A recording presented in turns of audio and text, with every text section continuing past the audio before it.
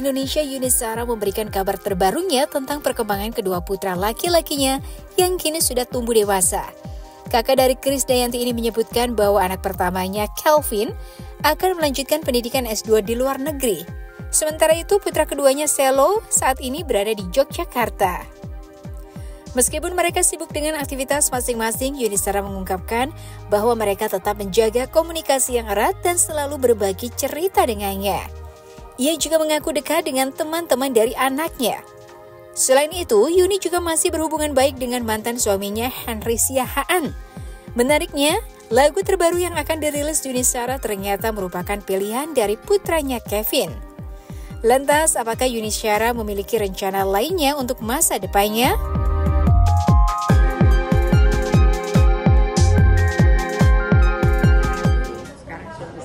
Kevin tahun ini 22 tahun, Selo masih 20 tahun.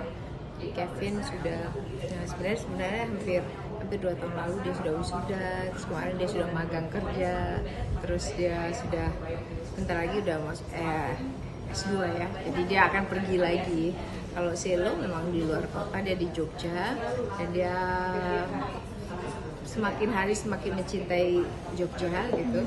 Terus banyak hal yang dipelajarin anak-anak, dan kadang-kadang saya pas ketemu anak-anak itu, anakku berubahnya tuh banyak gitu. Alhamdulillah, karena saya pengen memang dari dulu anak-anak itu bisa pintar hidup gitu. Kalau pintar secara pengetahuan iya, tapi pintar hidup itu menenangkan hati saya gitu. Terus kerja sama saya sama Bang Hendy sama papanya anak-anak ya sangat baik, karena jadi anak-anak tuh selalu bilang kalau belajar disiplin sama papa, kalau belajar hidup sama bunda. Karena kalau mau bunda tanya apa aja hal yang sangat pribadi itu pasti saya akan menjelaskan dengan detail. Kalau papanya kan singkat aja gitu. Jadi kalau waktu mereka SMA itu memang dibikin hampir kayak asrama gitu sama papa. Karena papanya dulu sekolahnya di Jerman, hampir dijadikan kayak gitu. Jadi anak-anak itu disiplin, on time gitu. Terus ya saya senang anak-anak semakin besar.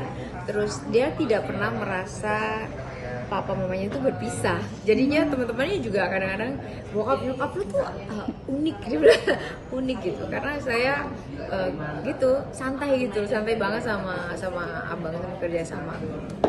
Jadi saling terus kontak buat anak-anak juga gitu. Iya dong, kita nggak boleh egois untuk mikirin diri kita gitu. Segala macam, lagi kita udah tua lah ya. Bang Hendy udah segitu umurnya, saya aja udah tua, apalagi Bang Hendy jauh lebih tua lagi. Selalu anak-anak tuh dekat sama siapa aja selalu mengenalkan ke kamu, selalu ke kita, atau enggak nanya dulu lah, Bun gimana gitu, Bun atau apa, atau mau deket atau apa, semua ngobrol sama saya. Terus Mbak Yuni ada kayak mungkin kecemburuan, mungkin aku udah gede, udah punya pacar sendiri gitu, gimana? Saya nggak ada gitu. Kadang-kadang teman-teman saya kalau bilang, ini aja yuk sama anakku aja gitu, karena saya sangat hore gitu. Saya pasti akan sayang sama menantu saya nanti gitu, karena gimana pun juga kan saya nitipin anak laki. Jadi saya saya pertama tidak akan mengganggu mereka saat mereka berkeluarga gitu. Mereka harus punya tanggung jawab sendiri terhadap keluarganya. Karena sama teman-temannya tuh teman-teman anak-anak tuh dekat sama saya, karena saya dari kecil aktif di sekolah, jadi emang sudah terbiasa dengan mereka gitu. Terus pas saat mereka besar gini juga saya nauin banget gitu loh. Kita juga pernah muda gitu, anak-anak belum pernah seumur saya udah pernah seumur mereka gitu. Jadi diupayakan mereka menghargai orang tuanya, menghargai siapa yang di samping orang tuanya. Terus ya gitulah, kami juga adaptif. Saya sangat harus adaptif dengan anak-anak, terutama dalam masalah menjalankan karir saya sebagai penyanyi. Saya selalu tanya sama anak-anak lagu ini, jadi saya banyak tuh referensi lagu, referensi ini dan itu dan lain-lain tuh dari anak-anak. Jadi misalnya saya mau ngeluarin single gitu, saya tanya siapa ini mereka yang pilih tahu.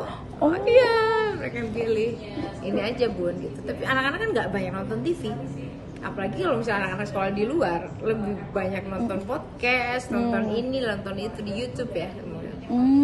Berarti dalam lagu-lagu yang terakhir-terakhir itu anak-anak sebentar lagi selalu... akan keluar itu Kevin Pin.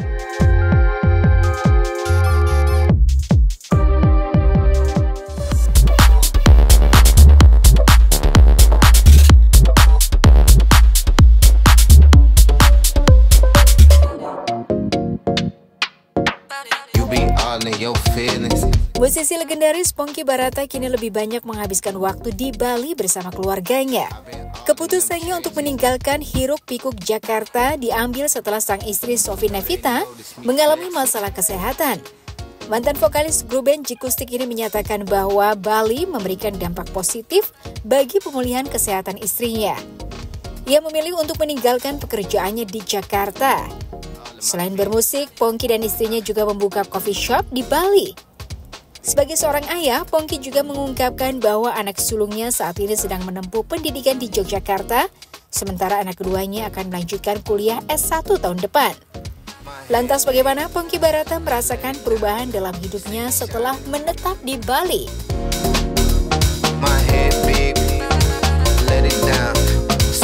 Istri memutuskan untuk pindah dari Jakarta ke Bali untuk istilahnya menepi sebentar. Kalau dari istri saya karena memang ada masalah kesehatan, kemudian sangat membaik di Bali dan sekarang sudah selesai.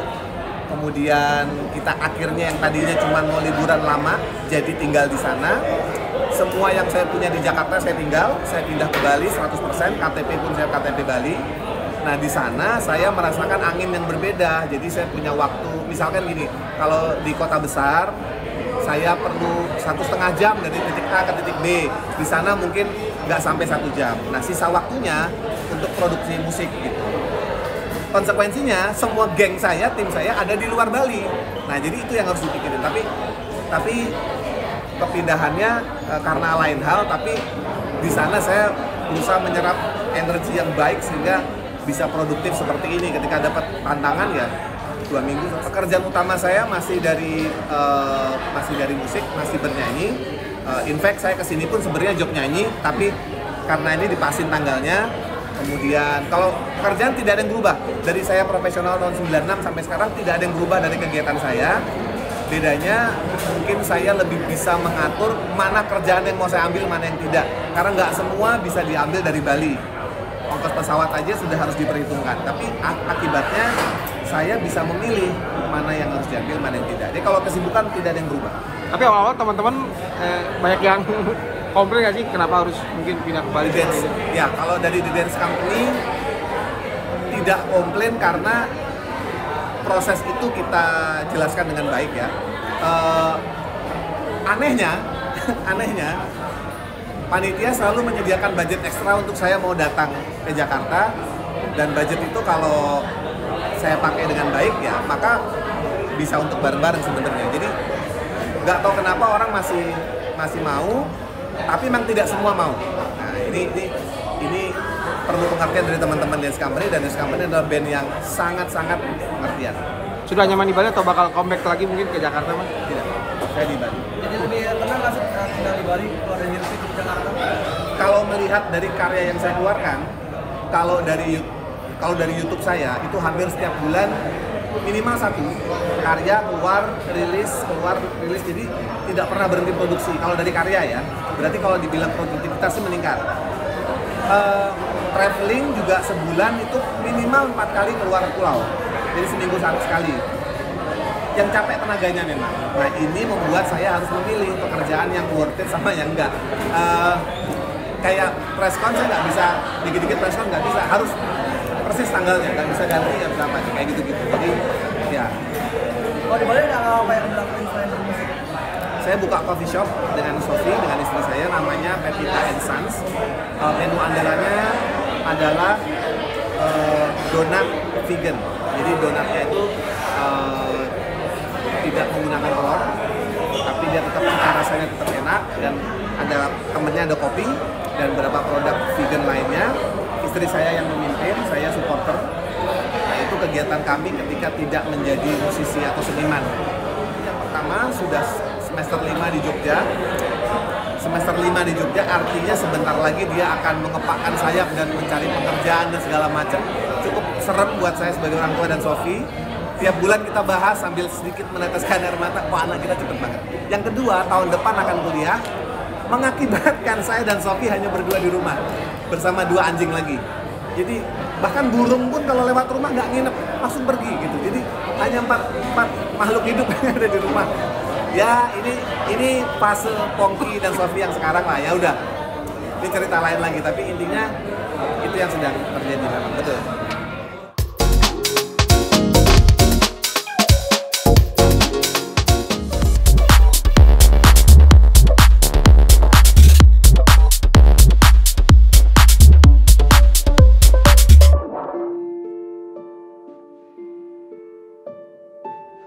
Beberapa waktu lalu, Kimberly Ryder didampingi kuasa hukumnya Maci Ahmad kembali menjalani pemeriksaan tambahan di Polres Jakarta Selatan terkait kasus dugaan penggelapan mobil yang dilaporkan terhadap Edward Akbar. Hingga saat ini mobil yang dilaporkan hilang tersebut masih belum diketahui keberadaannya. Padahal mobil tersebut sangat dibutuhkan untuk keperluan anak-anaknya. Di tengah proses hukum yang berjalan, kasus ini semakin menarik perhatian publik setelah Tamara Blesinski menawarkan bantuan transportasi gratis untuk anak-anak Kimberly melalui media sosial. Namun hingga kini belum ada konfirmasi lebih lanjut mengenai tawaran tersebut. Lantas apakah kasus antara Kimberly Ryder dan Edward Akbar akan semakin memanas?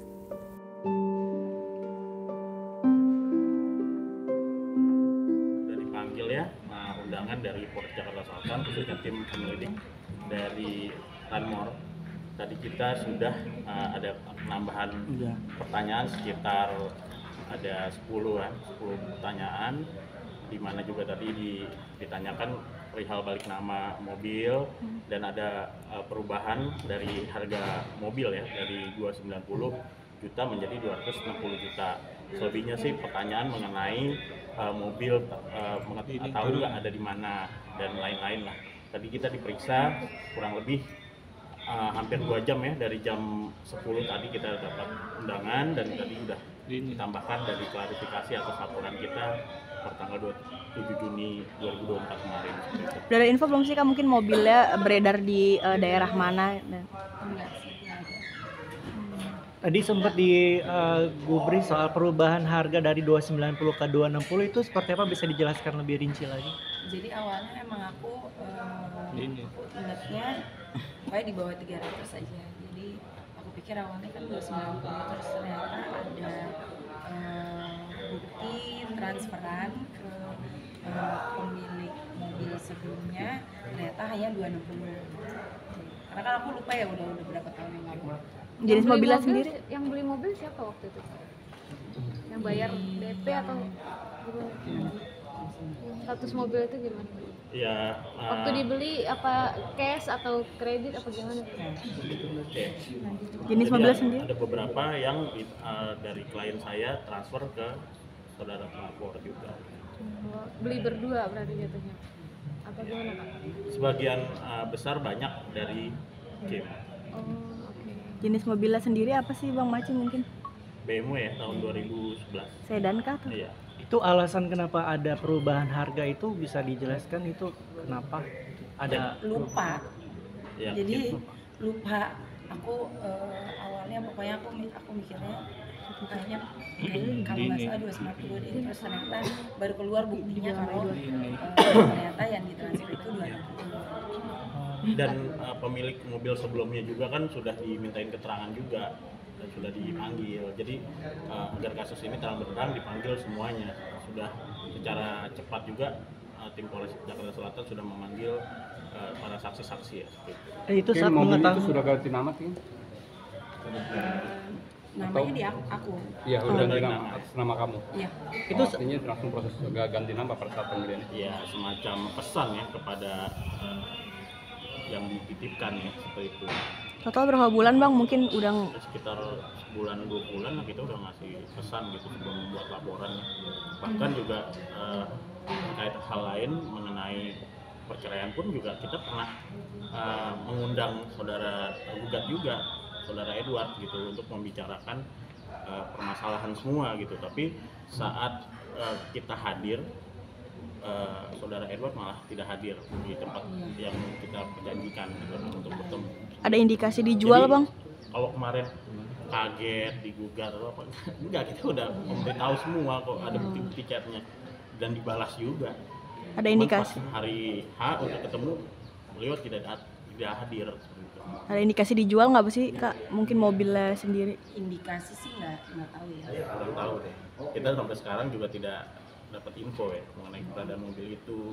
Dan dari keterangan klien saya juga, selain mobil BMW, mobil Pajero juga ada di saudara Edward gitu. Cuma kita nggak tahu keberadaannya kan. Pajero sendiri dibeli bersama apa emang punya pribadi Kak Kim? Kalau Pajero itu dia yang lebih banyak belinya daripada aku gitu. Dia yang cashnya lebih banyak lah ya saat itu daripada aku. Cuman aku juga ikut serta dalam ngurusin bayar untuk STNK-nya lah, atau maintenance-nya, servis atau apapun itulah, bensin gitulah pokoknya. Cuman ya udah aku ngerti kalau oke, lo perlu mobil, ya ambil aja gitu loh. Emang aku juga nggak ngerasa kepemilikan atas mobil itu, ya udah lo bawa aja gitu. Cuman kok pas mau ngambil BMW malah dibuat begini, padahal anak-anak kan sama aku. Yang lebih membutuhkan anak-anak. Iya, kalau aku mah gampang gitu. Aku alhamdulillah kalau kerja syuting ada jemputan. Terus kalau untuk urusan lain gampang lah ya. Aku malah membiasakan diri untuk naik transportasi umum apapun itu, kayak Transjakarta lah, terus komuter lain lah, terus MRT apapun itulah, taksi online segala macam. Cuman anak-anak aja yang kasihan, karena masalahnya bukannya mobilnya nggak ada sebenarnya. Mungkin udah komunikasi sama Kak Tamara, kan kemarin kan bilang di DM nih tadi udah ada ini kayak mau ngasih mobil nggak sih Kak Tamara? Halo Kak, kalau mau diobrolin tentang video kita teleponan bisa. Ya kita ngobrol.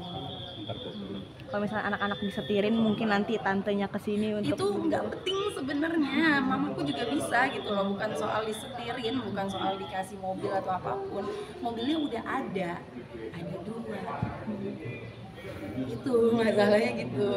Cuman kalau emang nggak mau dikembalikan, ya aku saat ini sedang ya gitu, aku lagi kerja supaya anak-anak ada mobil baru, supaya mamaku dan anak-anak bisa gampang lah travelingnya. Melihat anak-anak terlantar dengan tidak ada mobil gimana untuk fokus? Sebenarnya nggak terlantar juga sih. Jadi emang mereka saat itu, kalau foto yang beredar ya, itu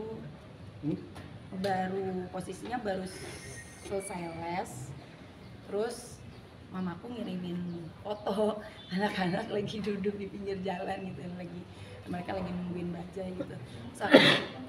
Mamaku bukan berarti gimana gitu, cuma mau ngirimin foto aja ke aku yang kayak aduh ya Allah, kasihan banget, anak gua lagi gelap, lagi capek, maghrib duduk pinggir jalan nungguin bajai. Mamaku gitu sih, old school sih orangnya gitu. Jadi kalau nggak perlu naik Gulkar banget sih, udah yang gampang gitu nyari bajai atau angkot gitu. Karena kan daerah-daerah itu mamaku udah ngerti lah cara carinya tuh gimana, di mana tuh ngerti gitu. Jadi aku aja yang sedih, dan akhirnya aku sharing di Instagram aku tuh, ya Allah, kasihan banget. Kali aja kalau bapak yang ngeliat ini terketuk hatinya gitu, lalu mikirin anak-anak gitu. Itu aja sih.